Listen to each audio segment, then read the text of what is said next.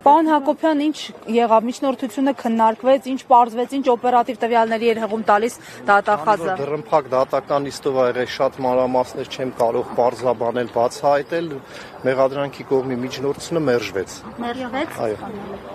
Այսինքն բացակայելու արգել խափանման միջոց չկիրառվեց, միայն գրավ խափանման միջոցն ա կիրառված։ Պարոն Հակոբյան, եւ մի ճշգրտում իսկ կիրառված է այս գործով։ Ահա, Պարոն Հակոբյան, մի ճշգրտում, երկուսի նիստով էլ է դարձյալ այս նույն համատեքստը քննվելու, էլի, հասկանալի։ Եվ առհասարակ, ինչ օպերատիվ տվյալներ են ստացվել, տենց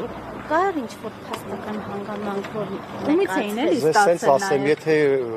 չնչին հիմնավորված բան լիներ, դատարանը կբավարարեր միջնորդությունը։ Կարծում եք, որ սա ուղղակի հաշվի առնելով, որ խափանման միջոց չկա Սերժ Սարգսյանի նկատմամբ փորձել են հիմք ստեղծել, որպեսզի նորից կիրառվի այդ բացակայելու Ինչ որ փորձել են, ամեն դեպքում չհաջողվեց։ Կարծում եք, մյուս գործով էլ չհաջողվի։ Չեմ կարող ասել։